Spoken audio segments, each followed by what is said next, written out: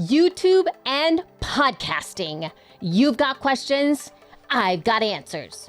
I get so many questions about YouTube and podcasting, and in this video, I'm gonna tackle some of the top questions that keep coming up over and over and over. Are you ready? Let's go. First up, what exactly is YouTube's latest offering for podcasters? YouTube has recently provided a page where you can grab your RSS feed and add it and submit it in the same way that you could do that with places like Apple Podcasts and Spotify and other directories out there. That's it.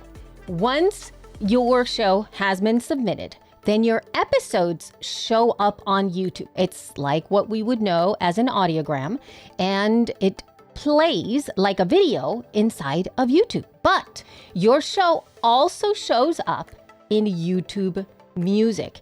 And in that case, your episodes are audio only. It's just like a regular podcast app, and it's what Google is suggesting for you to use now instead of Google Podcasts. Okay, now I'm gonna answer another couple of questions that are basically the same, because I hear you in my ears right now. Here we go.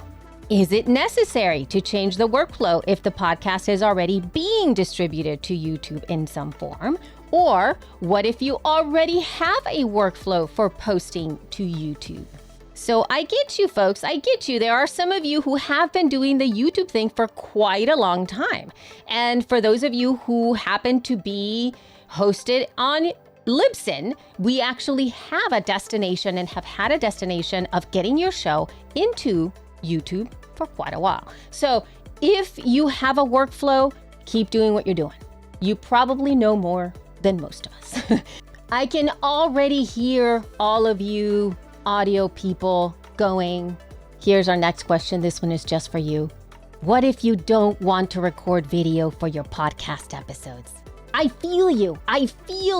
All right, what the cool thing about this is that you don't have to now add a video component to have your podcast on YouTube and on YouTube Music. Now, what is the benefit of having a static image with just the sound, just an audio file on YouTube if there's no video component? Well, you would be surprised that a lot of people consume audio, both narration, as in like voices, or music on YouTube proper. And the really cool thing that YouTube has in terms of functionality is that you can always share a YouTube video so much easier than anything else. Maybe there's a segment that you're really proud of your show. You can share that specific time code with your audience so that they can just go to that specific part.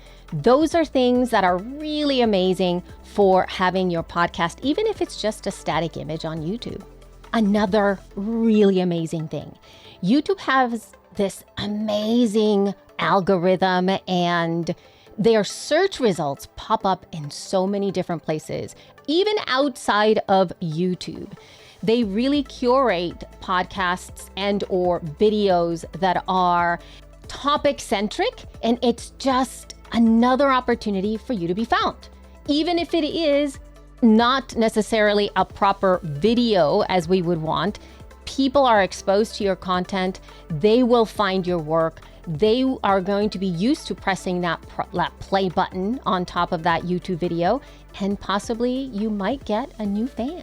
Here's a question for those of you who are currently monetizing your audio podcast. It came up a lot. Here we go. What about podcasts that use dynamic or programmatic ads? If you are using programmatic ads or dynamic ads for your podcasts, that's not really allowed inside of the YouTube ecosystem because they have their own way of monetizing, which makes sense, right? But here's the thing. Your podcast hosting platform might have solutions to be able to strip that out of your podcast so that you can do that. So whenever your show that has dynamic or programmatic, those episodes, are going into YouTube, automatically your podcast host might just strip those ads out. And then you might even have some of these ads come in, but from the YouTube platform as a whole. But before you do any of this, make sure that you go to your podcast hosting platforms or the company that serves or stitches your dynamic ads in for you, your programmatic ads in for you, and see if they have that functionality to strip it all out. Now, when you go into YouTube and you submit your RSS feed, there is going to be a little area that you have to do a little check mark to accept the terms of service. My biggest suggestion to you is to read those terms of service so that you know exactly what you're doing when you're going into that YouTube ecosystem. And last question, folks. This is a good one. All right. What are the unknowns about this new YouTube functionality? I wish that I could give you concrete answers here, but we are all on the same boat. We're all trying to figure it out. We're all trying to figure out how to optimize things to be found. We're all trying to see if we're really going to build an audience of people on YouTube and if people are going to be listening to podcasts and YouTube music. We get an opportunity to do some testing. You get a chance to be able to share your videos with people who know about YouTube, but may not necessarily know about podcasts. And there are other ways to be able to promote your show. You can play around with the kind of static image that you use. You can figure out other ways of maybe naming your podcast episodes one way in podcast apps. Maybe you name them differently on YouTube.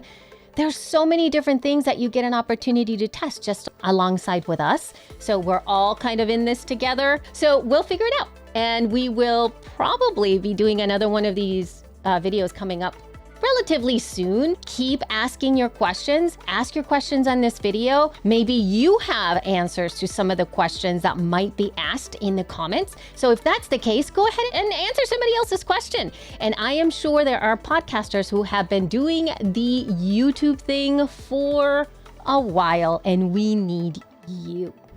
If you're looking to learn more about how to grow your podcast, either through better production or marketing or how to reach the biggest audience, do me a favor and check out this video here.